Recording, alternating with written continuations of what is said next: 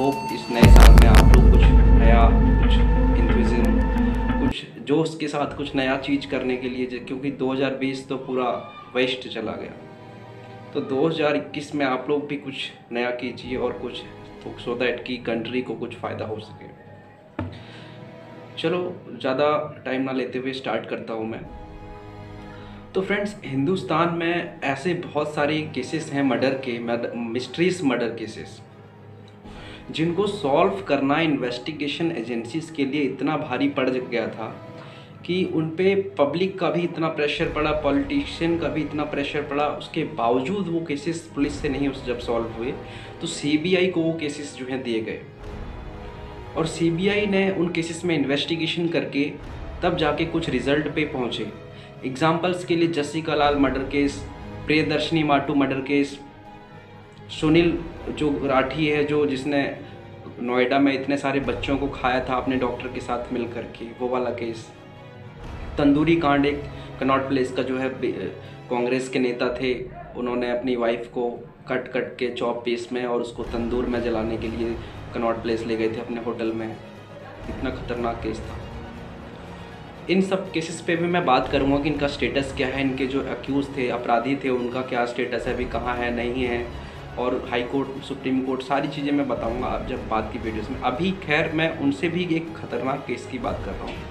अभया murder sister, जी हाँ, sister अभया एक लड़की जो तिरुवनंतपुरम के एक क्रिश्चियन हॉस्टल में पढ़ती थी।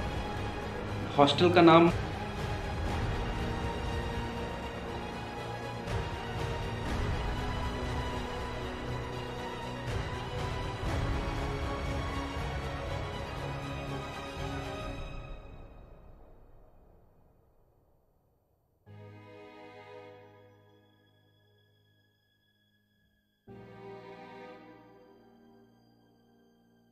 जो है, अभी मैं बता देता हूँ, 1 मिनट, चलो आपको 1 सेकेंड।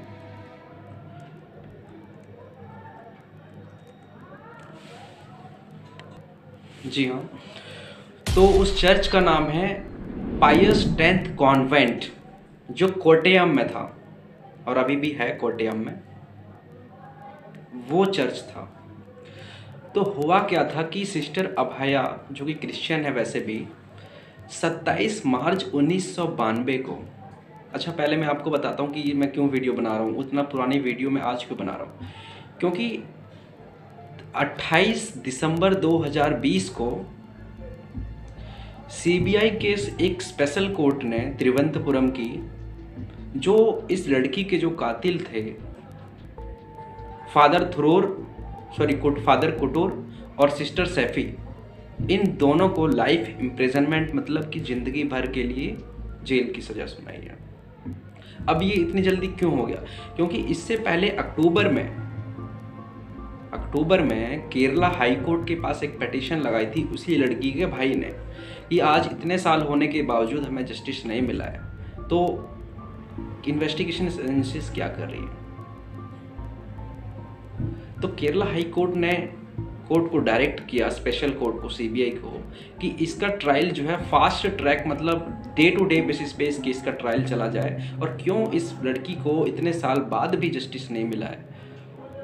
तो जब fast day to day trial चला तो जाके 28 दिसंबर को, 2 महीने बाद के अराउंड, इसके बाद ही जजमेंट आया और दोनों वो गिल्टी हो गए। 27 मार्च 1992 को सिस्टर अभया के हॉस्टल में एग्जाम्स चल रहे थे। तो ये सुबह जब उठी तो फ्रिज में सुबह जब उठते हैं, गर्मियों का समय था तो पानी पीने जाते हैं, तो सेम इसका भी वही प्रोसेस था, आँख मुँह धोने के लिए पानी पीने के लिए गई, अपनी रूममेट को बता के गई मैं पानी पीने जा रही हूँ, मैं पढ़ने जा रही हूँ एग्ज़ाम के लिए, सुबह एग्ज़ाम है वगैरह वगैरह। उसी बीच में वो लास्ट कन्वर्जेशन थी इस लड़की की अपने क्लास रूममेट के साथ। उसके बाद 5 बजे सुबह ये पता चलता है कि ये लड़की जो है कुएं में, वहाँ के पास में जो कुआं था उसमें मरी पड़ी है, सुसाइड नहीं बट गिरी पड़ी है। मैटर आगे बढ़ता है, लोग इन्फॉर्मेशन होती है, खबर होती है कि ऐसा ऐसा हो गया, इन्वेस्टिगेशन एजेंसीज आती है, ठीक है। साथ ही में उसी समय क्या हो रहा होता है कि 3:30 बजे सुबह जब वो पढ़ने उठी थी, उसके 8-10 मिनट बाद एक चोर जो है, जिसका नाम राजू है, वो चोर उसी हॉस्टल में चोरी करने के लिए आया था। हॉस्टल में चोरी करने के लिए आया था, वो घुस ही रहा था कंपाउंड के अंदर और उसने देखा कि 2 लोग हॉस्टल की तरफ आ रहे हैं। लड़की के हॉस्टल, गर्ल्स हॉस्टल था, उस तरफ आ रहे हैं। शांत हो गया, ये भी डर गया कि कोई आ रहा है उसके बीच में, ये भी चोरी नहीं कर सकता था। तो इसने सोचा कि इतनी रात को ये दोनों क्या कर रहे हैं। जब उस थोड़ी लाइट पड़ी उन दोनों के में से एक चेहरे पे, तो एक को ये पहचान गया कि वो कौन है, चर्च के जो फादर हैं कोटूर, वो हैं। पहचान गया तो देखने लगा कि भाई कोटूर साहब हॉस्टल में लड़कियों की क्या बात है, 3:30 बजे सुबह। देखने लगा वहीं पे वो एक ऐसा व्यक्ति राजू, यही व्यक्ति जो है जिसने इस पूरे केस में इस लड़की को 28 साल तक अपने ऊपर टॉर्चर पुलिस का सहते हुए, इन्वेस्टिगेशन एजेंसीज का टॉर्चर सहते हुए, लेकिन पीछे नहीं हटा। और इतने ऑफर्स आए इसके पास, पैसों के, जॉब के वगैरह वगैरह, फैमिली के बच्चों को सब पढ़ा देंगे, बहुत ऑफर्स बड़े बड़े आए, लेकिन इसने कुछ भी नहीं सुना और अपने दिल की बात मानी और सोचा कि भले ही मैं चोर हूँ लेकिन इस लड़की को जस्टिस मैं दिला के रहूँगा। और फाइनली एक ऐसा विटनेस, एक ही प्राइम विटनेस था इस पूरे इंसिडेंट का, ये था, और इसकी वजह से जस्टिस मिला। हुई फाइनिशिंग ये हो गई। अब स्टार्टिंग, तो उसके बाद क्या होता है, जब सारे लोग आते हैं हॉस्टल के, टीचर वगैरह, मैम सर जो भी कहते हैं, सिस्टर वगैरह सब आते हैं, तो देखते हैं कि लड़की कुएं में गिरी पड़ी है। पुलिस इन्फॉर्म किया जाता है, पुलिस आती है, पुलिस देखती है कि ये तो लग रहा है सुसाइड का मैटर बना देती है उसको, क्योंकि इसकी बॉडी पे कोई मतलब निशान वगैरह नहीं दिखते हैं एट द इंस्टेंट। हो सकता, अब पुलिस तो पता ही है आपको क्या करती है, इन्वेस्टिगेशन आती नहीं है उनको, जीरो है एकदम इन्वेस्टिगेशन। उस हिसाब से अपने हिसाब से टुल्लू इन्वेस्टिगेशन करी, सुसाइड बना दिया केस कर दिया। थोड़े दिनों बाद फिर मैटर रेज किया कि ये लड़की जो है सुसाइड नहीं कर सकती है। इतनी तेज लड़की, इतनी तेज, ऑनेस्ट, स्ट्रॉन्ग, सबको सपोर्ट करने वाली, सबको हंसाने वाली, सबके साथ बात, हर प्रॉब्लम्स को शेयर करती। अगर ये डिप्रेशन में होती तो जरूर बताती। ऐसी बात वो उसके लोग हॉस्टल्स वाले कह रहे थे, टीचर्स वगैरह सब। तो इसके बाद इतना प्रेशर धीरे धीरे बढ़ गया वहाँ पे उस एरिया में कि चीफ मिनिस्टर तक बात पहुँच गई और चीफ मिनिस्टर को सीबीआई की टीम कंस्टिट्यूट करनी पड़ी। एक सीबीआई की टीम जब फर्स्ट कंस्टिट्यूट हुई, उसने केस में कुछ नहीं कर पाई इन्वेस्टिगेशन, सेम पुलिस की सुसाइड रिपोर्ट पे रिलाई कर गया। फिर दूसरी सीबीआई की टीम बनी, सेम स्टोरी।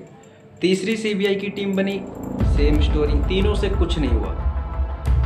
लास्ट में जो फोर्थ सीबीआई की टीम बनाई गई, जब कोर्ट ने बोला, स्पेशल कोर्ट ने, कि री इन्वेस्टिगेशन इस केस का होना चाहिए, जो कि section 173 clause 8 of code of criminal procedure में पावर है मजिस्ट्रेट कोर्ट के पास री इन्वेस्टिगेशन का, अगर उसको लगता है कि इन्वेस्टिगेशन ठीक से नहीं हुई है तो री इन्वेस्टिगेशन की ऑर्डर दिए। और उसमें बाद जब उसमें बहुत गहरी से जांच होने लगी, इन तीनों रिपोर्ट्स को साथ में पढ़ा जो पिछली सीबीआई की टीम्स ने करी, उसमें आया 2 लोगों का नाम, थॉमस कुटूर और सैफी। अब क्योंकि चार्जेस थे मर्डर की सीबीआई ने कन्वर्ट कर दी थी, दोनों अरेस्ट हो गए immediate. 302 of IPC cognizable offence है, पनिशमेंट इसकी up to life imprisonment, death भी है, तो 7 साल से ऊपर पनिशमेंट है, तो अरेस्ट इज मैंडेटरी। अरेस्ट हो गए। अभी क्या हुआ, अरेस्ट होने के बाद इसकी पहुंच इतनी थी इन दोनों की, दोनों में से ये थॉमस कुटूर है, इसकी पहुंच तो खैर इतनी थी कि इसने जो एविडेंसेस थे, फिंगरप्रिंट्स वगैरह, जो मार्क्स चोट थे जहाँ पे पोस्टमार्टम के लिए भेजा गया लड़की को, उन सब को इसने सेटिंग कर ली और सारे रिपोर्ट्स को इधर उधर कर दी।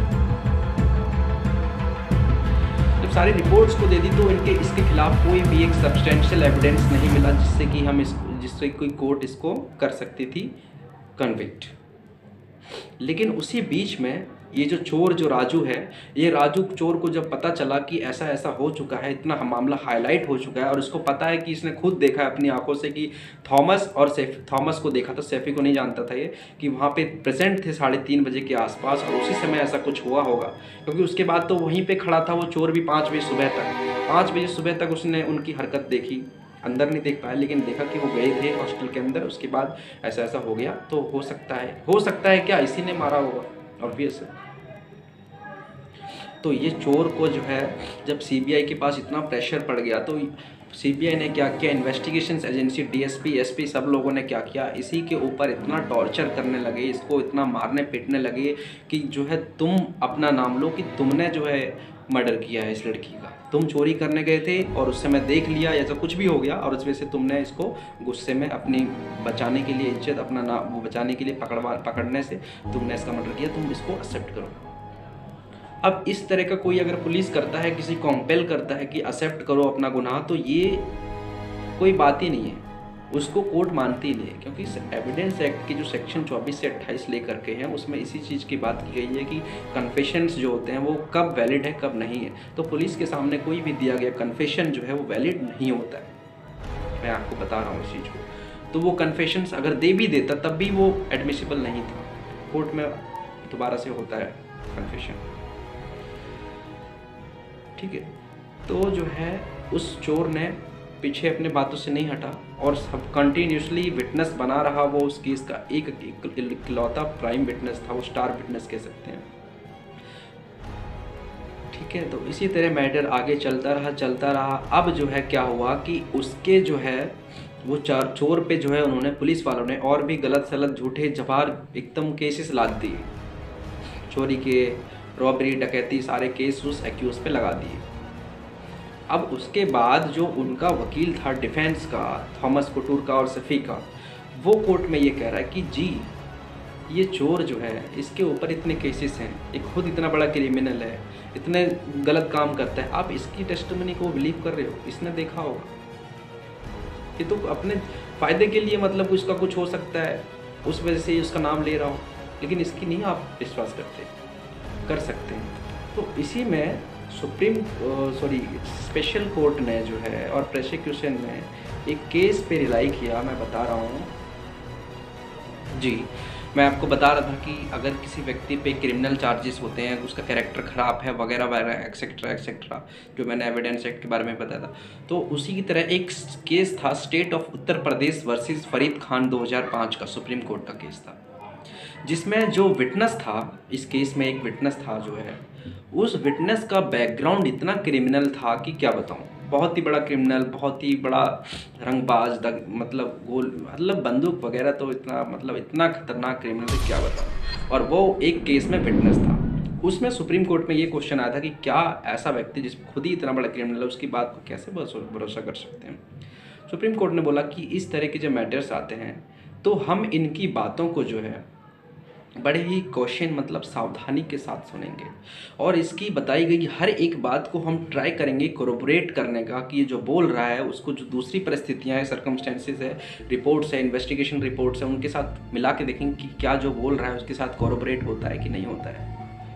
अगर कोरोबोरेट होता है, लगता है कोर्ट को कॉन्फिडेंस है कि अगर if the court reach at that confidence कि ये सही बोल रहा है, तो उस व्यक्ति को भले ही कितना बड़ा क्रिमिनल हो, ठीक है, उसकी विटनेस गवाही जो है वो वैलिड है और लीगल है और उसको मान्य है। क्योंकि एविडेंस एक्ट में कहीं ऐसा नहीं लिखा है कि विटनेस क्रिमिनल नहीं हो सकता, लिखा है 118 सेक्शन में लिखा है who is competent to testimony, तो गवाही देने के लिए कौन कॉम्पिटेंट है, हर एक व्यक्ति कॉम्पिटेंट है, बस वो समझ रहा हो कि वो क्या गवाही दे रहा है, क्वेश्चंस को समझ रहा हो उसने, बस यही सब बातें हैं। तो क्रिमिनल है, कोई दिक्कत नहीं है, नो प्रॉब्लम। एक तो ये केस जो है सुप्रीम कोर्ट में प्रोसिक्यूशन ने सीबीआई ने डाला। दूसरा एक केस था, चलो अभी मैं इसी की बात करता हूँ, एक ही इतना हैवी केस डाल दिया उन्होंने कि मैटर ही ख़त्म हो गया। तो इस केस को सीबीआई कोर्ट ने भी देखा कि ये चोर पे भले ही इतने केसेस लगा दिए हैं, बट इसका रीज़न फाइंड आया कि क्या पुलिस इस केस में कहाँ तक पहुँची जो इनके खिलाफ चल रहा है। तो पाया कि पुलिस ने ये केसेस जो है इसको सिर्फ दबाने के लिए, झूठा साबित करने के लिए, इसको और फंसाने के लिए, हरास्ट करने के लिए इस पर लगाए गए थे। इसमें किसी भी केस पे इन्वेस्टिगेशन इस स्टेज पे नहीं पहुँच चुकी है जिससे कि ये साबित अंदाज़ा लगाया जा सकता है कि इसने ये सारे किए होंगे, अभी सब पेंडिंग से। तो कोर्ट ने बोला कि भाई ये तुम्हारी डिफेंस की जो दलील है कि ये क्रिमिनल है, जो चोर है वो क्रिमिनल है, तो इसकी गवाहों पे नहीं बात रिलाई कर सकते, गलत है, इसको छोड़ो हटाओ। और कोई बात, तो कहता जी और कोई बात नहीं है। कहते ठीक है, तो फिर तो एक अकेला विटनेस है यही जो चोर है। और सीबीआई की कोर्ट ने उस चोर को इतनी तारीफ़ करी, मैं बता रहा हूँ आपको, कि बोला सुना आपके कि सीबीआई की जैसे कोर्ट्स भी कैसे कभी कभी बहुत लोगों पे तारीफ कर देती है कि a human being who became a professional thief by the force of circumstances but a speaker of truth nonetheless. तो ऐसा व्यक्ति जो प्रोफेशनल चोर बन जाता है किस वजह से, ये सोचना जरूरी है। तो उसकी परिस्थितियाँ इस तरह, सर्कमस्टेंसेस इस तरह परिस्थितियाँ थी उसकी इस तरह उस समय में कि उसको चोरी करना मजबूरी हो गई। और ये भी राजू भी वैसा ही था, एक मजबूरी की वजह से इसने चोरी करना जा रहा था। और चोरी भी क्या करना जा रहा था, जो उनके हॉस्टल के कंपाउंड में ऊपर जो होता ना अर्थिंग रॉड, उसके ऊपर कॉपर की जो प्लेट होती है, उस कॉपर को प्लेट की को चोरी करना जा रहा था। बताओ इतने सस्ते चीज़ को कौन चोरी करना जाएगा, लेकिन क्योंकि नीड से रिक्वायर्ड थी तो इसलिए चोरी करने गया था। तो बोला कि खाली कि ये चोर भले ही है लेकिन इसने सच के लिए अपनी ईमान को नहीं बेचा। इसने सोचा कि लड़की को जस्टिस दिलाना है, चाहे कितने भी इसको थ्रेट मिले, धमकियां मिली, टॉर्चर हुआ, लेकिन ये पीछे नहीं हटा। इस चीज़ को लेकर के सीबीआई कोर्ट ने इसकी तारीफ करी। तो फाइनली जो है सिर्फ इसी की एक गवाही थी, क्योंकि जब जो थॉमस थे, जो कुटूर थॉमस और सैफी, जब उन लोगों ने सारी चालाकी कर ली, कोई एविडेंस नहीं रहने दिया, तो जो कोर्ट है वहाँ उन्होंने क्या किया, इसका नार्को टेस्ट क्या होता है? नार्को टेस्ट से लेके एक फेमस केस है सुप्रीम कोर्ट का, Selvi versus state of Karnataka 2010। Selvi versus state of Karnataka में क्या था कि किसी भी व्यक्ति का नार्को जब तक नहीं कर सकते आप, जब तक कि वो परमिशन ना दे खुद करने के लिए। यहाँ इस केस में सेम था, क्योंकि ये बार बार कह रहा था कि नहीं मैंने नहीं मारा है, ये है वो है, दुनिया है दारी है। लेकिन और भी जो सर्वेंट, एक फिटनेस सर्वेंट भी था सीबीआई का, सीबीआई उसने ये बोला कि जी कोर्ट साहब, मैंने इनको कई बार देखा है कि हॉस्टल्स के बिल्डिंग में आते थे और किचन में आते थे, और ये इनकी मैडम जो है सैफी, उनके लिए ये खाना बनवाते थे और दोनों साथ में रहते थे वगैरह एक्सेट्रा। कभी कभी मिलने आते थे, कभी भी मन करता था इसका आते थे हॉस्टल में गर्ल्स के। एक बात ये थी। दूसरी बात ये, लेकिन ये इतना इससे ये साबित नहीं होता कि मिलने आया था तो मर्डर भी किया होगा, इसकी बात तो नहीं साबित नहीं हुई। लेकिन जो चोर की बात थी कि मैंने अपनी आंखों से देखा है उनको वहाँ पे किचन में, ये हर कुछ मतलब छुप के देख रहा था वो, और इनके बाद जो है ऐसा ऐसा हो गया। तो उसी की विटनेस पे क्योंकि एक सेक्शन है एविडेंस एक्ट में, सेक्शन 134, जिसमें कहता है कि no particular number of witness is required. किसी केस में, किसी केस को लड़ने के लिए ऐसा ज़रूरी नहीं है कि कितने विटनेस के नंबर है उतने विटनेस चाहिए, नहीं, एक विटनेस भी अगर है काफ़ी है, अगर वो विटनेस जो है इंस्पायर कर ले कॉन्फिडेंस, सच बोल रहा हो, लोग कोर्ट को मालूम चल जाए कि फैक्ट से, परिस्थितियों, सरकमस्टेंस से ये बिल्कुल ठीक बोल रहा है, कोरोबरेट करके पता करे पीछे आगे, तो उसकी एक गवाही भी बहुत ही बड़ी वैल्यू है उसकी। इंस्टेड ऑफ अगर आप ओपिनियन के एक्सपर्ट्स ले लेते हो, फॉरेंसिक एक्सपर्ट्स जो अपनी गवाही देते हैं, उनकी भी कोई रिस्पेक्ट नहीं है अगर कोई आई विटनेस मिल गया तो। जो आई विटनेस बोल रहा है वो, भले ही फॉरेंसिक्स बोल रहा है कि इससे गोली नहीं चली है, लेकिन आई विटनेस बोल रहा है कि नहीं इसी से गोली चली है, तो आई विटनेस की बात मानी जाएगी एज पर section 45 of Indian Evidence Act के तहत। सिमिलरली कोर्ट ने इसी को रिलाई किया जो केसेस बताया मैंने, और 134 को, और इसकी एकमात्र आई विटनेस की चीज़ को, टेस्टिमनी को। और क्योंकि वो प्रोसिक्यूशन डिफेंस साबित नहीं कर पाई कि ये झूठ बोल रहा था राजू, या फिर राजू को नहीं पता, और जब नार्को टेस्ट के थ्रू भी ये बात पता चल गई कि वहाँ पे वो गया था, और बाद में एक्सेप्ट भी कर लिया कि इसलिए इन्होंने मारा है, मोटिव बताया उन्होंने कोर्ट में। उसका रीज़न ये था कि मिस सैफी जो मैडम है और कटूर जो है, इन दोनों के इलीगल रिलेशनशिप चल रहे थे। इसी वजह से वो बार बार हॉस्टल से मिलने जाया करता था, खाना पीना बनाने के लिए एक सर्वेंट को कहता था बहुत सारा। तो उसी समय इसने खुद बताया कि वो जो लड़की थी, ठीक है, सिस्टर अभाया, इसने इन दोनों को कॉम्प्रोमाइज़ पोजीशन में देख लिया था। अब क्योंकि इस पोजीशन में देख लेना, आप समझ सकते हो, कोई देख ले तो किसी को इस तरह के पोजीशन में, जिससे वो जो पब्लिक में ना हो, मैं छुपाता था ना भाई, इलिसिट रिलेशनशिप था, इलीगल, किसी को मालूम नहीं था, तो इस चीज़ को छुपा रहा था। और वो चीज़ किसी ने देख ली तो उसको सबसे बड़ा डर हो जाता है अपनी इज्जत का, अपनी जो भी चीज़ें हैं उन सब चीज़ों का। तो उसी वजह से इसने उसको इंस्टेंटली इस तरह से प्लान करके मारा कि फिर कुएं में भी फेंक दिया, ताकि लगे लोगों को सुसाइड है। एक चप्पल वहीं फ्रिज के पास रह गई थी और भी बहुत सारी चीज़ें थी, क्योंकि सारी क्राइम सीन के एविडेंस तो डिस्ट्रॉय हो गए थे। तभी तो इनके ऊपर सबूतों को डिस्ट्रॉय करने का सेक्शन 201 आईपीसी का लगा, 302 लगा, सेक्शन 34 लगा। 34 होता है कि 2 या 2 से ज़्यादा लोग, 4 लोग तक जो है मिल करके कोई क्राइम करते हैं, उसमें भागीदारी किसी की भी, कितनी सी भी छोटी सी भी भागीदारी हो, लेकिन सब लाइबल होते हैं जितने भी सेक्शन 34 के तहत होते हैं। दोनों को लाइफ इम्प्रिजनमेंट की सज़ा सुनाई गई और हमारे लॉ जस्टिस सिस्टम को एक बार फिर से ऊपर रखा गया। कहते हैं कि justice is delayed but not denied. Justice धीरे तो हो सकता है मगर डिनाई नहीं हो सकता,